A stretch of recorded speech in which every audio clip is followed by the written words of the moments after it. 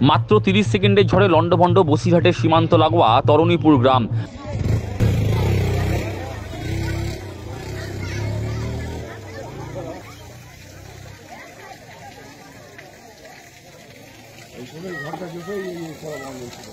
মাত্র 30 সেকেন্ডের টর্নেডো ঝড়ে লন্ডভন্ড হয়ে গেল বসিরহাটের স্বরূপনগরের সীমান্ত লাগোয়া তরণীপুর গ্রাম।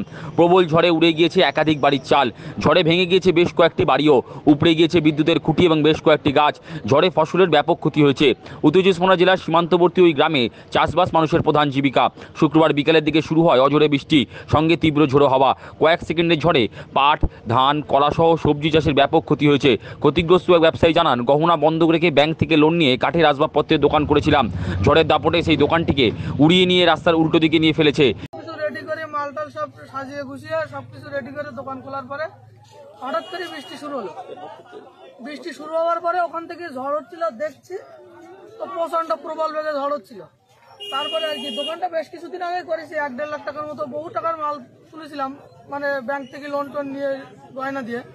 তো ওই সাইডে দোকান ছিল আর কি, দোকানটা পুরো উল্টে নিয়ে এই সাইডে চলে এসছে।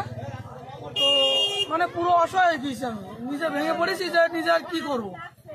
মানে এমত অবস্থায় আমার নিজেরই মনে হচ্ছে না যে মরে যাওয়াই বেটার মনে হয়, এমন অবস্থা। এখন কি আমি চাইছি সরকার আমার কিছু আর্থিক সহযোগিতা করুক। দেখছেন আপনারাই সামনে প্রচুর ক্ষয়ক্ষতি হয়েছে, এমন ক্ষয়ক্ষতি আমি আমার জীবনে দেখিনি। 25 বছর বয়স আমার, এর আগে কখনোই দেখিনি এরকম।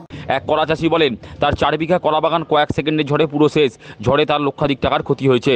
মানে এই দিকে ঝড়ে এসেছে, আর ঝড়ে সব মানে সব খাবার ঠিক আছে। কতটা কলা বাগান ছিল আপনার? আমার 10 কাঠা কলা বাগান।